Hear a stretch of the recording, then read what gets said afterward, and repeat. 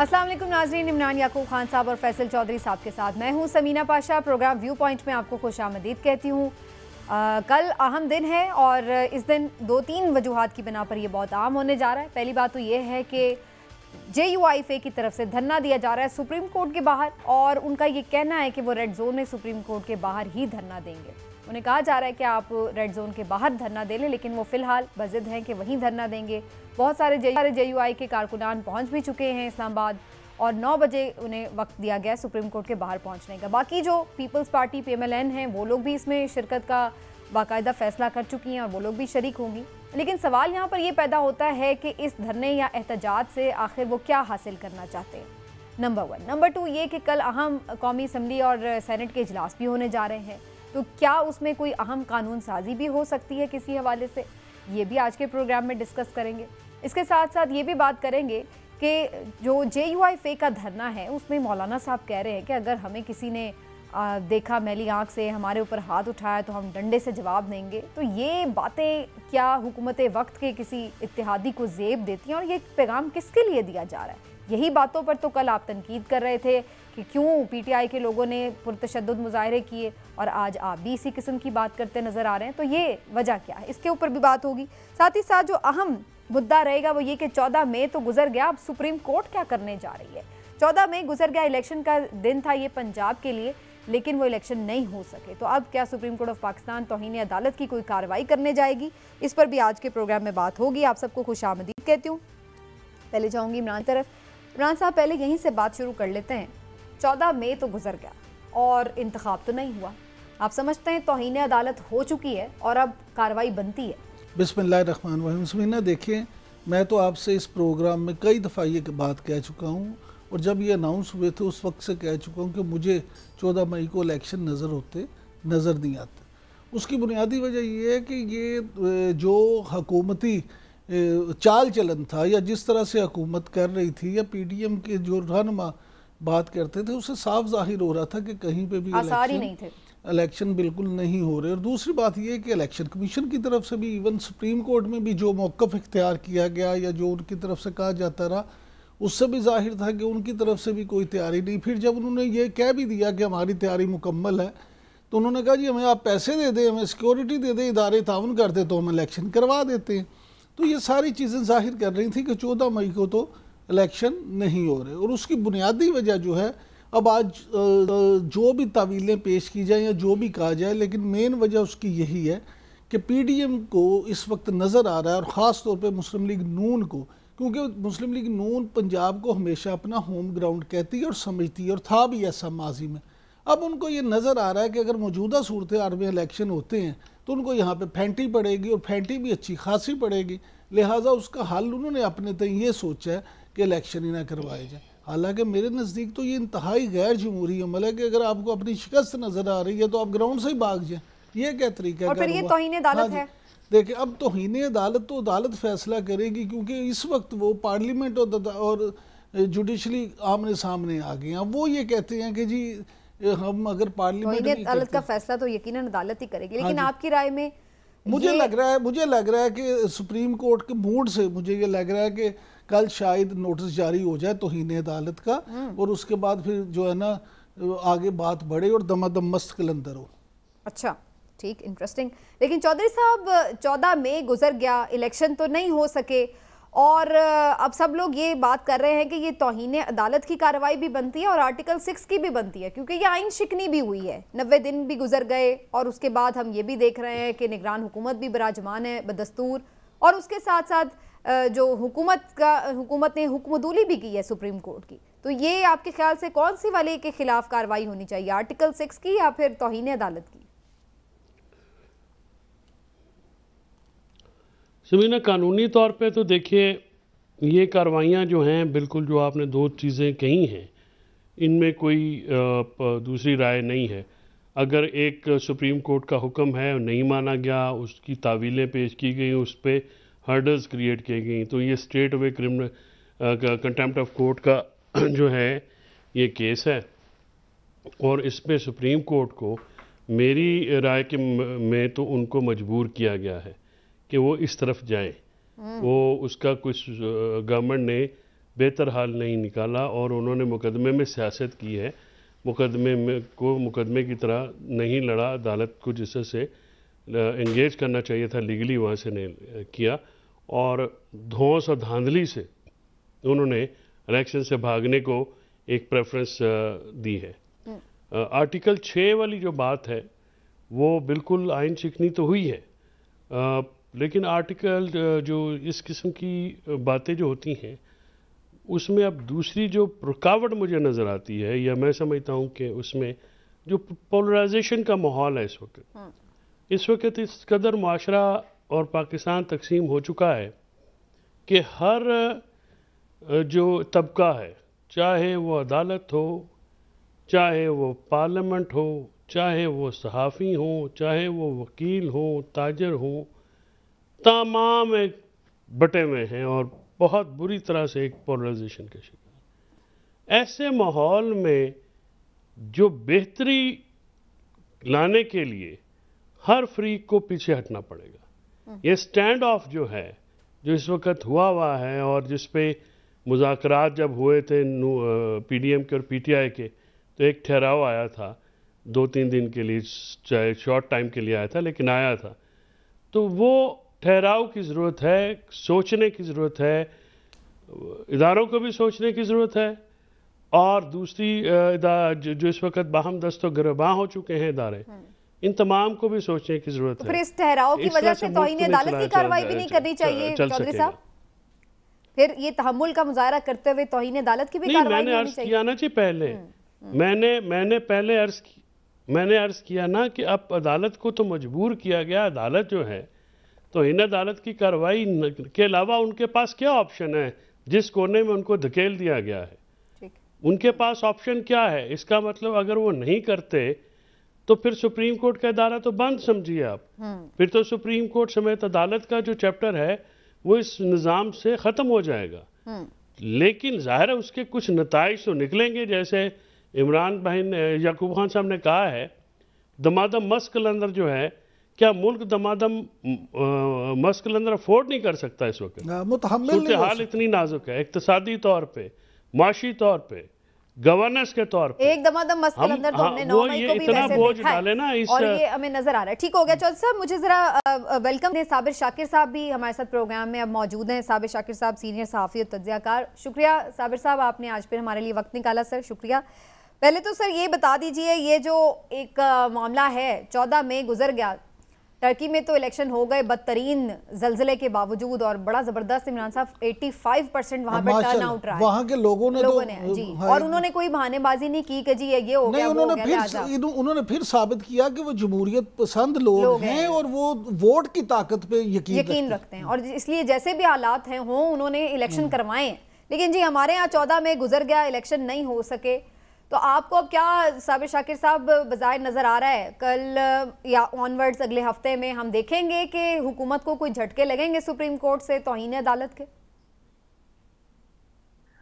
यकीनन। पहले तो मैं तुर्की की बात करूं कि वहाँ पे देखें टर्न आउट 88% रहा और तैयब उर्दवान जो हैं वो आगे जा रहे हैं और अपोजिशन लीडर पीछे जा रहे हैं और वहाँ पे जमहूरियत पे यकीन था, वोट पे यकीन था और आइन पे यकीन था और जो तरक्की पसंद कौमें हैं, तरक्की याफ्ता कौमें, वो इसी तरह ही बनती हैं जब वो शिकस्त के खौफ से आज़ाद होकर आइन और कानून को माने और जमहूरी रवायात को माने और उसके बाद वो आगे बढ़ें।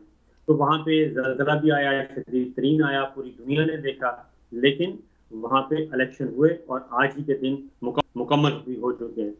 पाकिस्तान में भी हो सकते थे, पंजाब में भी हो सकते थे। पंजाब में मुसलसल झूठ बोला गया, झूठ बोलकर ये इलेक्शन को पोस्टपोन करवाने की कोशिश की गई और सबसे पहला ये था पंजाब के तरफ से आया कि हमें 3 लाख पॉलिस चाहिए, खैबर पख्तूनख्वा से आया हमें तो 1 लाख की पॉलिस चाहिए, फोर्सेस चाहिए और दस्तयाब नहीं है और उसके बाद कच्चे का ऑपरेशन शुरू कर दिया गया और वो मेरा ख्याल है कि यूक्रेन की जंग जैसे जैसे आगे बढ़ती जाएगी कच्चे का ऑपरेशन भी इसी तरीके से बढ़ता जाएगा और वो उस वक्त तक खत्म नहीं होगा जब तक कि ये इलेक्शन का मसला सरों पे तलवार बन जी यूक्रेन की जंग की तरह आगे चलेगा, फिक्र ना करें। और मुझे लगता है कि जो कच्चे का इलाका है उसकी एक सरहद रशिया से मिलती है, दूसरी यूक्रेन से और तीसरी कोई मेरा ख्याल है शायद इसराइल से ना मिलती हो, या इंडिया भी शायद उसकी तरफ से हो और बागियों को वो हथियार ना फराहम कर रहे हो, ऐसा कोई सीन है। बहरहाल ये पाकिस्तान की अब हो क्या रहा है, जिंदा कौमें तो वही होती हैं जी जो आइन पे अमल करें, दस्तूर पे अमल करें और जमहूरियत पे अमल करें। वो तो हमारे यहाँ है नहीं, उसको तो कर दिया गया सबोटाज और कहा गया था सिक्योरिटी नहीं है। आज हर गली में सिक्योरिटी फोर्स का बंदा मौजूद है, हर गली में, और 245 के तहत इलेक्शन हो सकता था आज ही के दिन हो सकता था, लेकिन चूंकि करवाना नहीं था, उसकी वजह पीछे उसकी है शिकस्त है, खौफ है, डर है कि हम हार जाएंगे और हम हारने के लिए बैठे नहीं हैं। तो अब आते हैं सुप्रीम कोर्ट की तरफ। तो सुप्रीम कोर्ट ने जी ये जो मर्जी कर लें, जो मर्जी हो जाए, सुप्रीम कोर्ट ऑफ पाकिस्तान बार बार ये कह चुका है कि हम आईने पाकिस्तान से बाहर नहीं जाएंगे। इनको मौका भी दे दिया गया, इनको टाइम भी दिया गया, इन्होंने एक्सरसाइज भी किया, लेकिन अगेन वही बात है कि पिंग पोंग खेलते रहे और अब आ गया है रिव्यू पिटीशन है, रिव्यू का भी फैसला हो जाएगा। रिव्यू में इन्होंने जो बातें की थी, बल्कि हुआ ही है कि जो उनको ब्रीफिंग दी गई चीफ जस्टिस ऑफ पाकिस्तान और ऑनरेबल जजेस को, वो ब्रीफिंग के तो बिल्कुल ऑपोजिट हो गया सारा। आज के दिन तक ये जो इस वक्त हम बैठे हैं, पिछले 5-6 रोज में जो कुछ हुआ उसके तो ऑपोजिट हो गया। तो वो एक सारी की सारी ब्रीफिंग दोबारा गले पड़ने वाली है। फिर इन्होंने कहा जी पैसे नहीं है, 20 अरब रुपया। पिछले 6 दिनों में सिर्फ इंटरनेट बंद करने से 30 अरब रुपए का ये नुकसान कर चुके हैं। 30 अरब रुपए का नुकसान हो चुका है पिछले 3 दिनों से। 21 अरब रुपए नहीं है, 21 अरब रुपए सिर्फ इलेक्शन के लिए चाहिए थे, राइट, सिर्फ इलेक्शन के लिए थे। और 30 अरब रुपया जो कौमी खजाने में आना था वो ज़रे मुबादला की सूरत में आना था। अगली बात मैं आपको बताऊं, ज़रे मुबादला की सूरत में आना था पाकिस्तान में, डॉलर्स जिसके लिए $1 के लिए हम तड़प रहे हैं, वो आना था। इसको डिवाइड कर लें इमरान याकूब साहब, तो आपको पता चल जाएगा कितने करोड़ों डॉलर हैं जो हमने रोके।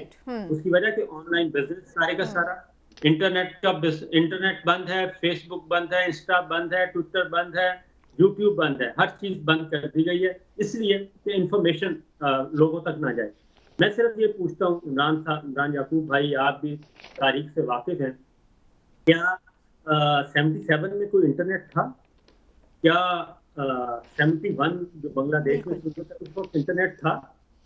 ये बात सही है, ये चीजें रोकी नहीं जा सकती। ये दिमाग और दिल, हाँ जी, कल इस पे हमने साबिर शाकिर साहब बड़ा सैर हासिल गुफ्तगू भी की है, लेकिन मैं जरा थोड़ा सा यहाँ से आपकी बात को आगे लेके चलूंगी जो आपने भी बात भी की है। यानी आपका मौकिफ ये है कि जो दोनों इन्होंने वजूहात बताई थी, दोनों वजूहात अपने हाथों से ही घोंट ली है।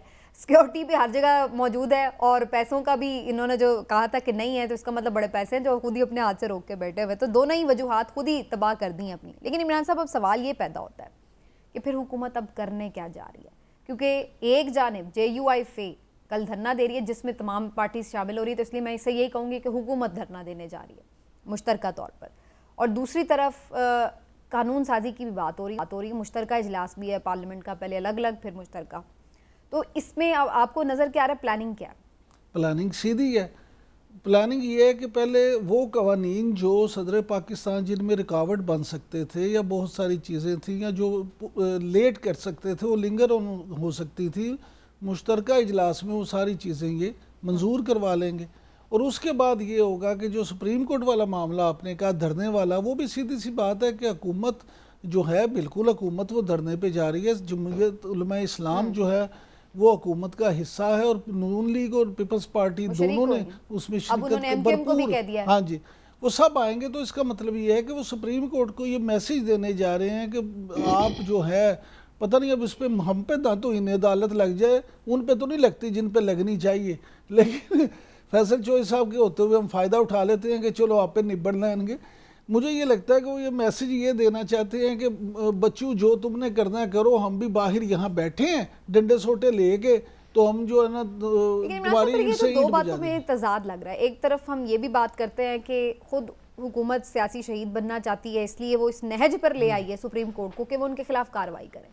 तो जब वो उनके खिलाफ कार्रवाई करने के करीब हैं, तो उनको रोकने के लिए चीफ जस्टिस पर दबाव क्यों डाला जा रहा है? फिर उनके अगेंस्ट आपको ये किसने कहा है कि रोकने के लिए? फिर किस लिए दबाव डाल रहे हैं? ये उनको इंस्टिगेट किया जा रहा है। अच्छा। कि जो करना जल्दी करो, जल्दी करो। हाँ जी। अच्छा। आप समझ नहीं रही। साबिर शाकिर साहब ने आपको सारी स्टोरी समझाई है। इशू ये है कि क्योंकि इलेक्शन के मुतहम्मिल ये हो नहीं सकते, अवाम के पास ये जा नहीं सकते, इस वक्त इलेक्शन में जाएंगे तो बड़ी कुट पड़ेगी, लिहाजा इंस्टिगेट कर रहे हैं कि बाबा जी जो थोड़ा नरम हो तो होश करो।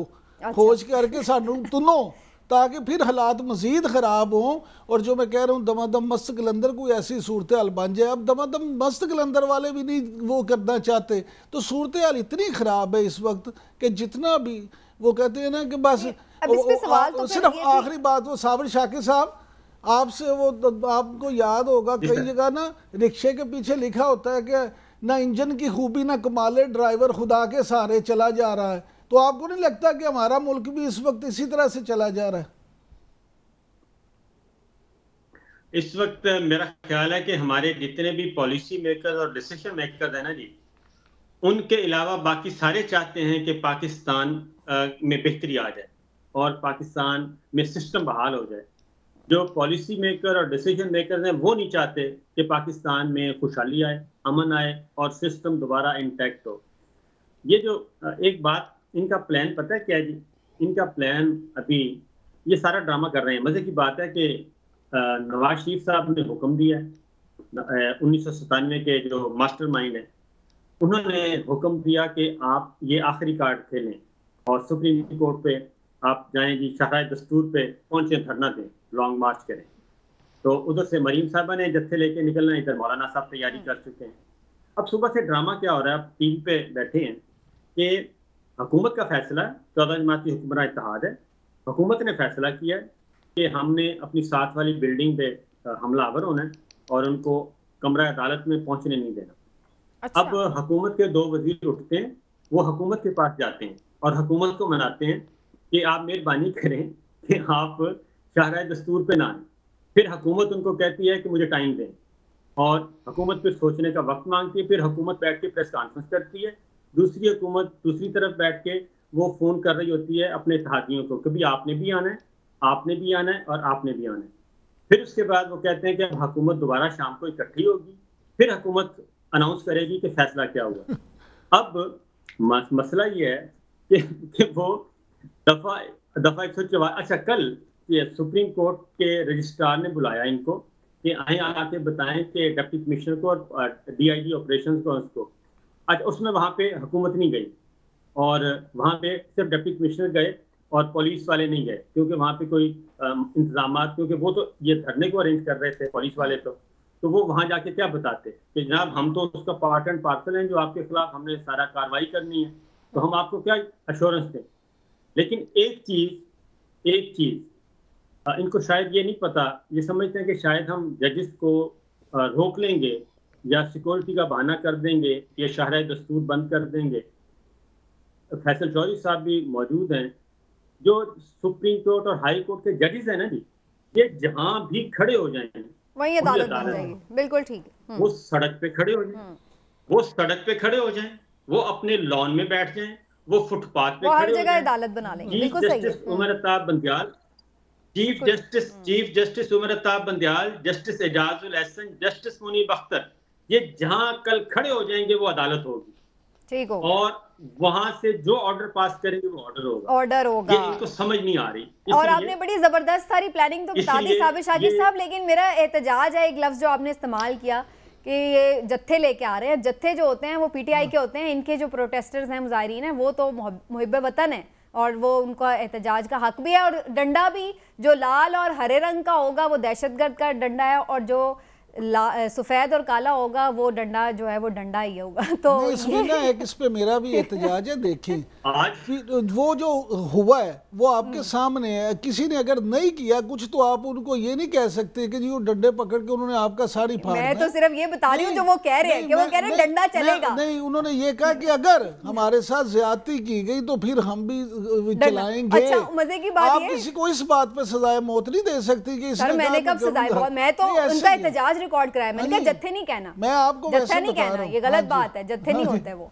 अच्छा जी एक ब्रेक लेते हैं, ब्रेक से वापस आते हैं तो चौथी तरफ मैं जाऊंगी। चौधरी साहब को आज हमने जरा कम मौका दिया अभी तक बात करने का, लेकिन बहुत सारे इसमें जनाब मजीद आईनी और कानूनी सुकम भी हैं, उसके ऊपर भी बात करेंगे और थोड़ी गुफ्तगू करेंगे। आर्टिकल 245 भी है, 144 भी, अपनी मर्जी से लिफ्ट भी हो जाती है और लग भी जाती है। तो फर्दर क्या अब आगे देख रहे हैं जी सिचुएशन पॉलिटिकल मंजरनामे में? ब्रेक के बाद हमारे साथ रहिएगा।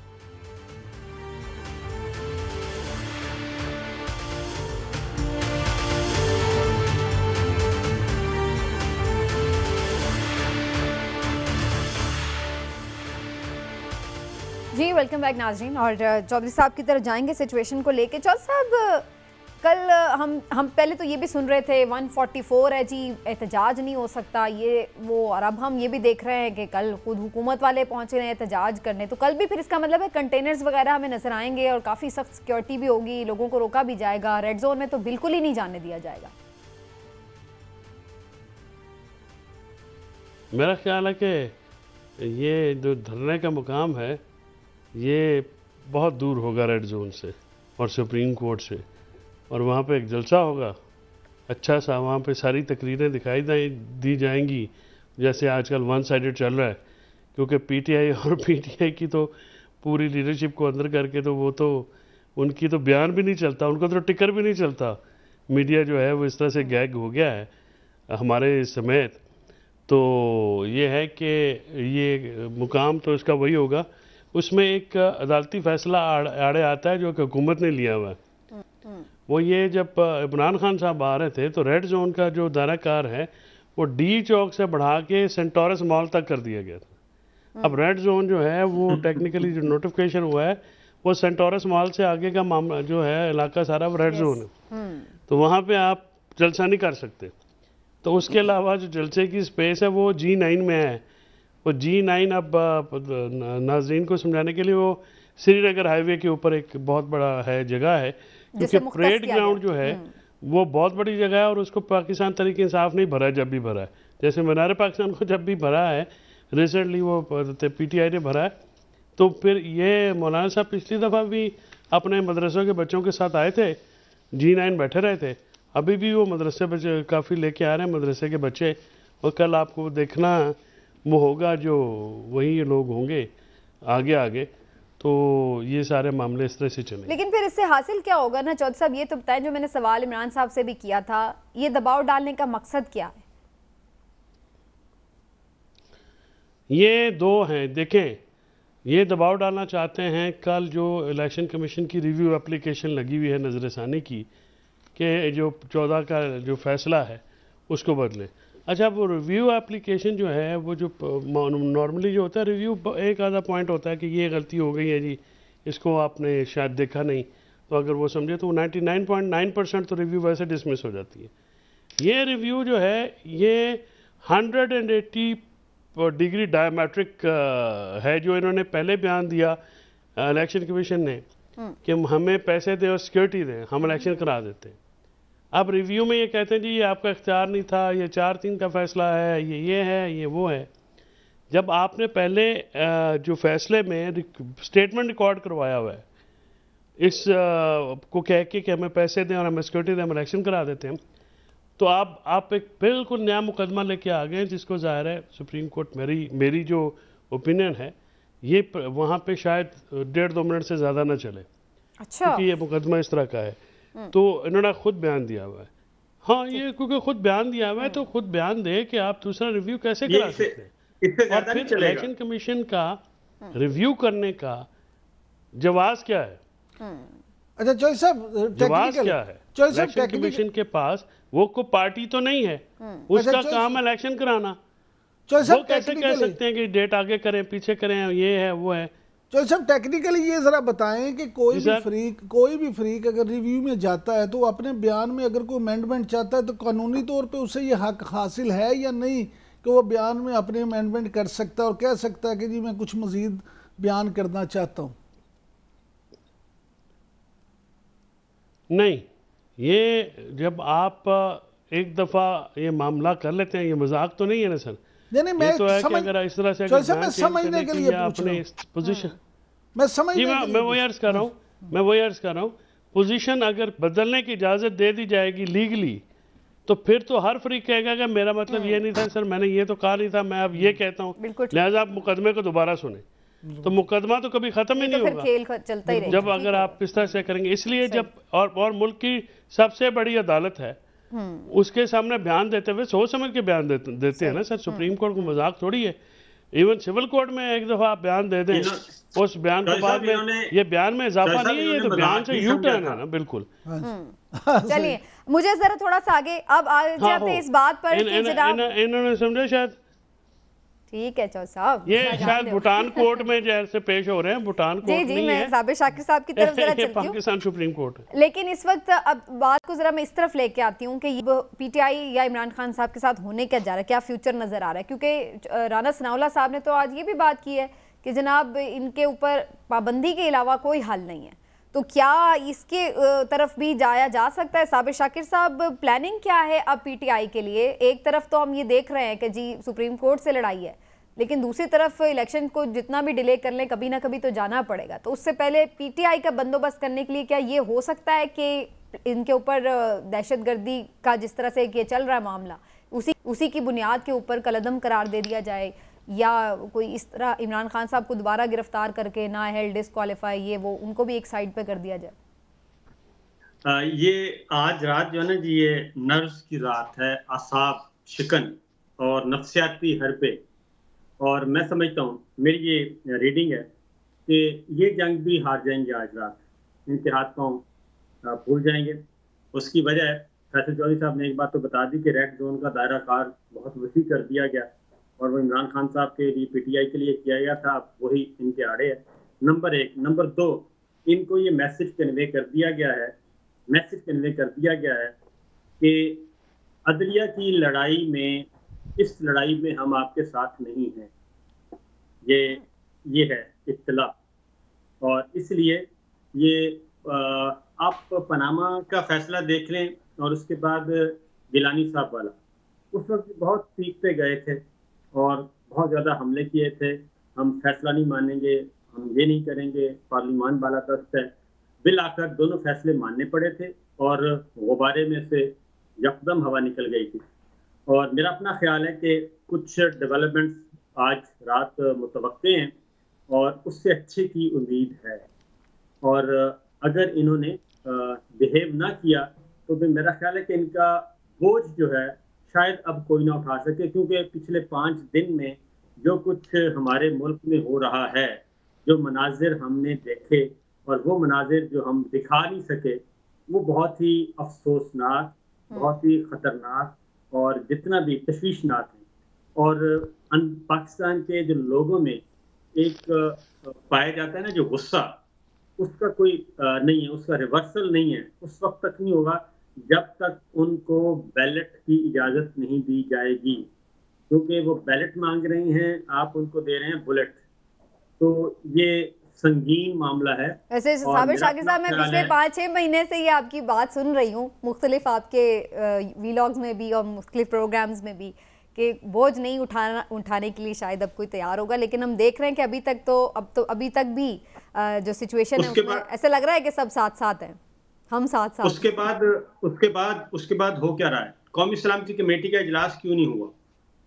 क्योंकि वो मैं चाहता नहीं हूँ, इमरान याकूब भी बैठे हैं, आप भी, तो ये प्रोग्राम भी चलता रहे, ये प्रोग्राम भी चलता रहे, ये टीवी भी चलता रहे, हम इसी तरीके से महदूद पैमाने पे ही हंसते मुस्कुराते रहें। इसलिए ज्यादा खुल के नहीं तो है, कुछ खुल के नहीं। इस वक्त पाकिस्तान में खुलकर हंसने पर भी पाबंदी है।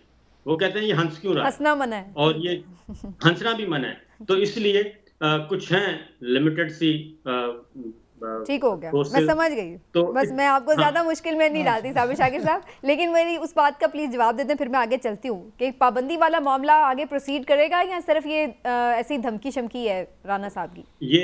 ये एक दुकान का खोखा भी नहीं पाबंदी लगा सकते। अच्छा। दुकान के खोखे पे। हाँ जी, इंटरेस्टिंग। इनकी रिट किधर है? मसला ये कर क्या रहे हैं? ये आईने पाकिस्तान से टकरा रहे हैं, ये जुडिशरी से टकरा रहे हैं, ये फैसलों को पामाल कर रहे हैं। यानी जो इन्होंने इस्लामाबाद हाई कोर्ट में जो कुछ हुआ उसका रिएक्शन देख लिया ना। ठीक है, नहीं लगा सकते। जुडिशरी देखें, इस वक्त वाहिद हमारी जो एक ऑक्सीजन है ना, सेफ्टी वॉल, वो हमारी अदलिया है। और अदलिया एक, जैसे हम सहाफ़ी एक कलम और जुबान के सहारे चलते हैं, अदलिया भी इसी कलम के सहारे चल रही है, और उसके पास कलम है, इसके अलावा कुछ नहीं है। अगर इस कलम की बेतौकीरी कर दी गई एक दफा, तो फिर आप ये ना समझें कि पाकिस्तान आगे बढ़ सकेगा। ये कलम की, इसमें बहुत ज्यादा ताकत है, इसमें और कुछ नहीं है। अगर इसको बेतौकीर किया गया तो फिर इसकी ताकत जो है वो फिर पाकिस्तान के अवाम के पास चली जाएगी। पाकिस्तान के अवाम के फिर आगे हमें फिर जाहिर हर कोई अपने हाथ में ले लेगा ना फैसले, अगर कोर्ट के फैसले के नहीं मानेंगे। लेकिन इमरान साहब, बिलावल भुट्टो ने भी इस बात पर कल बात की है कि जनाब हम पाबंदी के हामी नहीं हैं। और इससे पहले एक दफ़ा मुझे याद आ रहा है कि कुछ दिन पहले चीफ जस्टिस साहब भी एक तकरीब में खिताब कर रहे थे लाहौर में, तो उन्होंने भी इस किस्म की कुछ इशारा दिया था कि पाबंदी वगैरह के जो मामलात हैं ये भी कुछ होते नज़र नहीं आ रहे। आपकी ज़ाती राय में लेकिन जो शरपसंदी हुई है, अगर उसका ताल्लुक वाकई कहीं निकलता है PTI के साथ या उनके किसी भी हवाले से उनके साथ जुड़ता है, तो फिर क्या इसमें इस बात पर पाबंदी लग सकती है? इसके लिए कार्रवाई? समीना देखें, ये जो आपने सवाल किया ना बड़ा अहम है, लेकिन आपको एक थोड़ा सा बहुत बारीक सा एक फ़र्क होता है सियासी कारकुन में और हामी में। आपको फ़र्क समझना पड़ेगा। जो सियासी कारकुन होता है ना किसी भी जमात का, वो बड़ा समझ बूझ वाला आदमी होता है। उसकी अगर आप सियासी बसीरत देखें, उसकी पॉलिटिकल सेंस देखें, तो आपको बहुत सारे सियासी जो एनालिस्ट हैं, तज्जियाकार हैं, उनसे भी बेहतर समझ बूझ होती है। वो इस तरह के काम नहीं करता। इस तरह के काम हामी ज़रूर कर सकते हैं। हामी में और उसमें फ़र्क ये, जिसकी सिर्फ जज्बाती वाबस्तगी है, उसका उस तरह से लेना देना नहीं है, वो उसका मानने वाला है, उसके सहर में है। पाबंदी लगाना किसी भी चीज़ पे, किसी भी जमात पे कभी भी हल नहीं होता।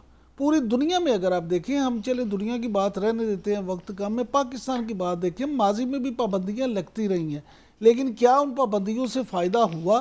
जमात इस्लामी पे भी पाबंदी लगी, फिर वो अदालत ने वापस कर दी। दूसरी जमातों पे भी पाबंदी लगी, हत्ता कि आपकी बहुत सी जमातों को कल अदम करार दे दिया गया, लेकिन वो दूसरे नाम से आ गई, फिर हो गई, चीज़ें उसी तरह से चलती रही, उससे कोई ख़ास फ़र्क नहीं पड़ा। देखिए, जो 9 मई को हुआ या जिस तरह से हुआ, कोई भी ज़ई शूर पाकिस्तानी उसकी हमायत नहीं कर सकता। और मैं तो ये समझता हूँ कि जो लोग भी उसमें मुलव्वस हैं, वो चाहे कोई भी हैं, उनको सख्त से सख्त सज़ा मिलनी चाहिए। कानून को अपना रास्ता अपनाना चाहिए, उनके साथ किसी तरह की कोई रायत नहीं बरतनी चाहिए।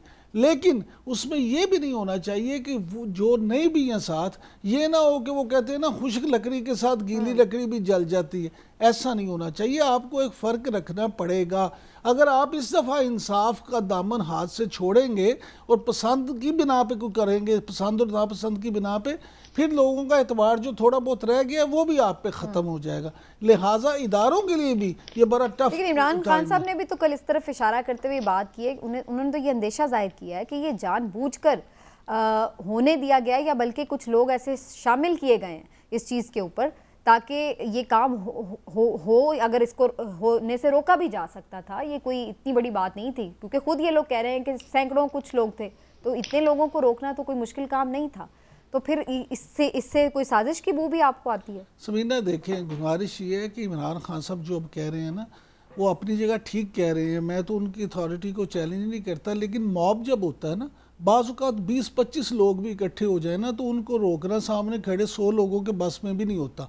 वो बहुत चार्ज लोग होते हैं, उस वक्त कंडीशन कुछ और होती है, उस वक्त सूरत हाल को बड़ी डिफरेंट होती है। तो उन्होंने अपनी जान के लिए आया था, नहीं रोका उसने। अच्छा सुन लेना, अच्छा इसका मतलब ये है कि अगर किसी को रोकने के लिए कोई मौजूद नहीं है तो उसके पास लाइसेंस टू किल है, जो मर्जी करता है। मैं तो इस वक्त ये सवाल कर रही हूं कि मैं ये कह रहा हूं, देखें वेयर वाज द गवर्नमेंट, कहां पे थे हमारी गवर्नमेंट, कहां? वो अपनी जान बचा के भाग गए। एक मिसाल याकूब भाई, एक मिसाल। जी सर।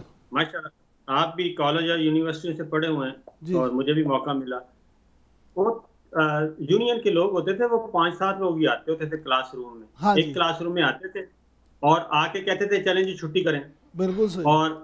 और वहीं से एक क्लास लेते थे, प्रोफेसर साहब निकल जाते थे, वो क्लास मिल जाती थी और इस तरह डोर टू डोर जाते थे और पूरा कॉलेज स्ट्राइक पे आ जाता था। बिल्कुल ऐसा। और यही काम हम यूनिवर्सिटी में देखते थे। बिल्कुल। तो उनको रेगुलेट करने वाला अगर मौजूद हो तो वो फिर उसको अपने रखता है हदूद व क़यूद में।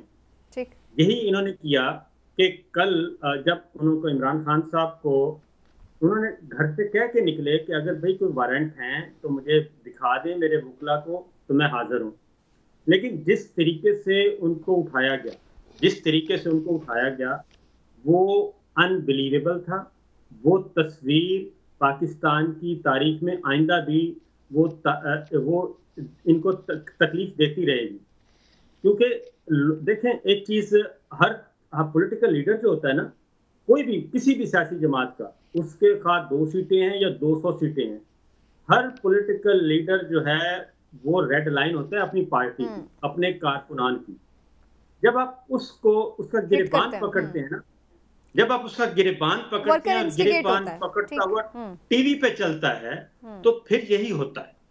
इसलिए फिर आप ये नहीं कह सकते कि आपका पैमाना क्या है, समीना का पैमाना क्या है, रिएक्शन का मेरा क्या है और एक आम आदमी का क्या होगा। जब कोई निकल पड़ा तो फिर वो देखेगा उसने कि अपने पैमाने के हिसाब से ये एहतजाज। मुझे ब्रेक की तरफ जाना है, लेकिन मैं एक शॉर्ट सा मुझे प्लीज अलाउ कीजिए, कमेंट ले लूँ इस पर चौधरी साहब का, क्योंकि फिर आगे भी मुझे जाना है। चौधरी साहब, ये जो बात हो रही है पाबंदी के हवाले से, तो मैंने आपसे पूछना सिर्फ इतनी सी बात है कि इस केस की भी आपने तैयारी शुरू कर दी है, ये भी आपने लड़ना है क्या?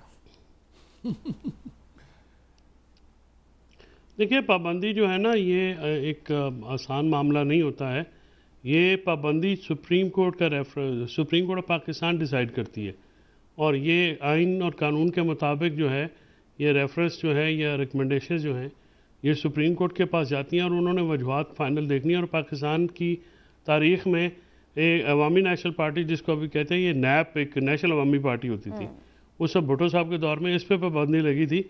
जमात इस्लामी वाली तो खैर फ़ौरन हो गई थी, फारूक खान साहब ने वो पहले लगी थी, लेकिन जो नेशनल अवामी पार्टी है वो फिर अवामी नेशनल पार्टी बन के आ गई, ANP बन के आ गई, और अभी ANP के नाम से सियासत करती है। तो जो पाबंदी का कहना या पाबंदी का सोच रखना जो है, ये तो एक अमराना जहनीत है और अमराना रवैया है। PTI ने जो बतौर जमात जो है, ना तो उसकी आर्टिकल 17 की 2 की कोई खिलाफ वर्जी की है, ना ही कोई ऐसा उनके खिलाफ सबूत शवाहद हैं कि उनको बैनिंग की बात की जाए। ये आई थिंक पॉलिटिकली जो डिफीटेड माइंड सेट है, ये उनकी गुफ्तगू लगती है। एक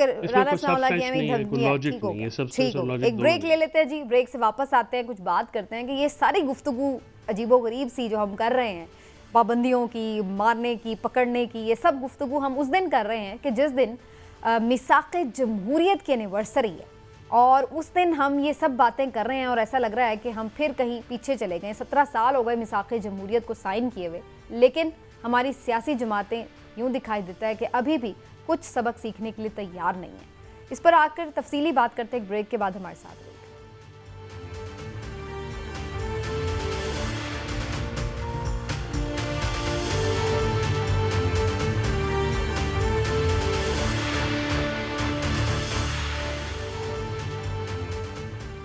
जी वेलकम बैक नाज़रीन। जैसे कि ब्रेक पर जाने से पहले बात हो रही थी कि 14 मई 2006 वो तारीख थी जिस दिन मोहतरमा बेनज़ीर भुट्टो साहिबा ने और मियां नवाज शरीफ साहब ने लंदन में मिसाक़े जमहूरियत साइन किया था, और ये तय किया गया था कि जमहूरियत को मुल्क में परवान चढ़ाया जाएगा, एक दूसरे की हुकूमतें नहीं गिराई जाएंगी, मुद्दत पूरी करने दी जाएगी, और मज़ीद भी कुछ आइनी तरमीम के हवाले से कुछ चीज़ें डिफ़ाइन की गई थी। लेकिन क्या इन दोनों सियासी जमातों ने इस पर अमल किया उसके बाद, या नहीं किया, या इसकी खिलाफ वर्जियाँ की गई, इस पर बात करना बड़ा ज़रूरी है। और फिर ये कि क्या इस वक्त जो माहौल है उसमें क्या एक नए मिसाक़े जमहूरियत की ज़रूरत नहीं है मुल्क में, जिसमें PTI को भी शामिल किया जाए, क्योंकि वो भी एक बड़ी पार्टी है जो इमर्ज हुई है बाद में। इमरान साहब, आपका इस मिसाक़े जमहूरियत के बारे में क्या ख्याल है? क्या सियासतदानों ने कुछ सीखा? पहली बात तो ये है सबीना कि मिसाक़े जमहूरियत जो है ना, वो वाकई एक, मैं तो उसे अच्छी चीज़ समझता हूँ, लेकिन सियासतदानों ने अनफॉर्चुनेटली कुछ नहीं सीखा। इसमें बहुत सी चीज़ें थी जिनकी वजह से ये मिसाक़े जमहूरियत बना था, इस पे वो मुत्तफ़िक हुए थे। और बीइंग ए जर्नलिस्ट मुझे ये मौका मिला था कि मोहतरमा बेनज़ीर भुट्टो जब पहली दफ़ा मियां नवाज शरीफ से मिली जद्दा में, तो उस वक्त मैं जियो TV के साथ काम करता था, और मैं वहाँ पे उस वक्त वो उनकी कवरेज के लिए मौजूद भी था। तो उस वक्त जो मेन उसका वजह थी वो यही थी कि वो समझते थे कि जिस तरह से बार बार हम डसे गए हैं, बार उनकी हुकूमतों को गिराया गया है, उस पे कंट्रोल जो है ना वो किया जाए और मुख्तलिफ तरह आइन को उस बहाल किया जाए और इस तरह की चीज़ें, हाँ जी, ये सारी उसमें बातें की। लेकिन मैं अनफॉर्चुनेटली ये कहने पे मजबूर हूँ कि आज देखें कि क्या, अगर आप ये देखें कि क्या वाकई ही मिसाक जमहूरियत में शामिल वो दोनों जमातें भी उस पर पूरी तरह अमल पैरा हैं? क्या आज भी वो ये नहीं समझती कि खुद अपने इक़्तिदार के लिए वो उसी इस्टेब्लिशमेंट के साथ ज़्यादा कंफर्टेबल फील करती हैं जिसके बुनियादी तौर पे उन्होंने जिससे बचने के लिए ये मिसाक जमहूरियत किया था? लेकिन इन तमाम बातों के बावजूद मेरी ज़ाती राय यही है, being a follower of politics, कि इमरान खान साहब को भी इसमें शामिल करके ग्रैंड जो है डायलॉग उसकी ज़रूरत है। इस वक्त मुल्क को ज़्यादा मफाहमत की ज़रूरत है। लेकिन चौधरी साहब, आपके नज़दीक आईने पाकिस्तान जब बहुत सी चीज़ें डिफ़ाइन कर चुका है तो फिर किसी मिसाक की ज़रूरत ही क्यों बाकी रहती है? उसी को अगर फॉलो कर लें आप तो कोई ज़रूरत ही नहीं है कि आप कोई नए मिसाक करें। लेकिन आप समझते हैं कि इस वक्त वाकई एक ग्रैंड हमें कंसेंसस की ज़रूरत है मुल्क में? देखिए, कंसेंसस तो एक पॉलिटिकल अमल है, जो आपने बिल्कुल दुरुस्त कहा है, जो सियासत के रूल्स ऑफ द गेम है, सियासत के खेल के जो असूल हैं वो तो आईने पाकिस्तान में दिए गए हैं, हदूदों का यूज़ भी वहाँ पे दी गई हैं। अब अगर उनको कोई फरीक माने नहीं और वो कहे कि नहीं, ज़ाहिर उन मुरवजा असूलों की मौजूदगी में जो आइनी भी हैं, कानूनी भी हैं, तो अपनी मर्ज़ी तो नहीं चल सकी। मैं सिर्फ, मेरा सवाल यह है कि जो मिसाक जमहूरियत जो है, जिसको बहुत ज़्यादा उठाती है ख़ासकर पीपल्स पार्टी, इसके कितने जो है जो इस पर अमल दरामद हुआ, सूबाई खुद मुख्तारी का हमें फ़ायदा हुआ है या नुकसान हुआ है? मेरी नज़र में ये जो इम्बैलेंस है वफाक और प्रोविंशियल इकाइयों में, ये भी पाकिस्तान की मौजूदा सूरत हाल का एक बहुत बड़ी वजह है। उसकी वजह यह है कि जो इक़्तिसादी और माशी जो मसाइल हैं, इनमें इनका बड़ी कंट्रीब्यूशन है, वहाँ पे बैलेंस लाने की ज़रूरत है। इस वक्त बहुत सारे मामलात में आप देखें कि मतलब जजेस की अपॉइंटमेंट है, उसको लेके एक अमेंडमेंट करने की ज़रूरत है, उसको मज़ीद ट्रांसपेरेंट और इन्हांस करने की ज़रूरत है। इस तरह से और से बहुत सारे मामलात हैं। अब मिसाक जमहूरियत की जो बात है ये पीछे चली गई, अब तो प्लेयर्स ही बदल गए। अब तो जो पॉलिटिक्स में जहाँ पे पीटीआई आ गई है और पीटीआई के मुकाबले में सारी जमातें, तो जो मिसाक जो बिल्कुल होना है अगर कोई चीज़, वो तो पीटीआई के साथ होना है। ये जो मिसाक है ये तो पीडीएम और पीडीएम की भी दो जमातों के दरमियान है। चलिए, मैं वक्त कम है, मैं साबिर शाकिर साहब का भी इस पे जरूर कमेंट ले लूं। जी साबिर शाकिर साहब, इसका मतलब है कि फिर ये दो जमातें तो बड़ी ज़बरदस्त रहीं, क्योंकि ये उस वक्त भी साथ थी, 17 साल बाद भी ये साथ हमें नज़र आ रही हैं। अलबत्ता मुखालिफ अब जो है वो कुछ बदल गया। मिसाक जमहूरियत जो है वो जिस नुक्ते पे कायम किया गया था, जिस नुक्ते की वजह से ये सब इकट्ठे हुए थे, उस नुक्ते की, उस बुनियाद को ख़त्म कर दिया गया इस वक्त अमलन। और इस वक्त जो पाकिस्तान तहरीक इंसाफ है वो मिसाक जमहूरियत पर अमल कर रही है, और 14 जमाती हुक्मरान इत्तेहाद, जिसमें पाकिस्तान पीपल्स पार्टी, मुस्लिम लीग नवाज, मौलाना फजल रहमान साहब, MQM, सारी की सारी जमातें शामिल हैं जिनके दस्तखत हैं, वो दूसरी साइड पर खड़े हैं। तो असलन इस वक्त अगर मिसाक जमहूरियत की कोई अमली तस्वीर है तो वो पाकिस्तान तहरीक इंसाफ और उसके रूह रहमान इमरान खान साहब हैं। इससे ज़्यादा कहेंगे तो फिर इमरान याकूब साहब के लिए मसले पैदा होते हैं। आपका बड़ा ख्याल किया साबिर साहब ने हमेशा हमारा ख्याल किया और उन्होंने हमेशा बड़ी मोहब्बत की है। लेकिन एक बात ज़रूर है साबिर शाकिर साहब, कि क्या आप नहीं समझते कि इमरान खान साहब को भी थोड़ा सा दिल बड़ा करके तो मफाहमत के लिए कुछ करना चाहिए, और उन्हें भी इस सिर्फ इस्टेब्लिशमेंट से मुज़ाकरात का मुतालबा छोड़ के सियासतदानों से भी मुज़ाकरात कर लेने चाहिए। मैं बिल्कुल इसमें बिल्कुल इमरान साहब इसमें नहीं वैसे इमरान याकूब खान साहब इमरान खान और की करे, जिन्हें को कुट खा लिए, जिन्हें केस बर्दाश्त कर रहे हैं, जितनी वो सोचते हुए और की करे जमहूरियत वास्ते। चलो जी, ठीक हो गया। यहीं पे जी आज प्रोग्राम को समेटते हैं। जी कर लीजिए साबिर शाकिर साहब, कोई लास्ट कमेंट। अच्छा, मैंने कहा कि देखें ये बिल्कुल होना चाहिए, और ये मुज़ाकरात शुरू भी हो गए थे। लेकिन जैसे ही मुज़ाकरात शुरू हुए उसके बाद यकदम टेम्परेचर को बढ़ा दिया गया। और आप खुद सोचें कि जो कुछ हो रहा है पिछले 5 दिनों में, सिर्फ 5 दिन की कार्रवाई देख लें, क्या इन हालात में कहीं बैठा जा सकता है? ठीक, माहौल ही सारा बदल गया। बिल्कुल ठीक हो गया। साबिर शाकिर साहब, प्रोग्राम का वक्त खत्म हो गया। आपका बहुत हमारे साथ मौजूद रहे। नाज़रीन, आज के प्रोग्राम को यही समेटते हैं। इंशाल्लाह फिर आपसे अगले हफ्ते मुलाकात होगी। अपना ख्याल रखिए। अल्लाह हाफिज़।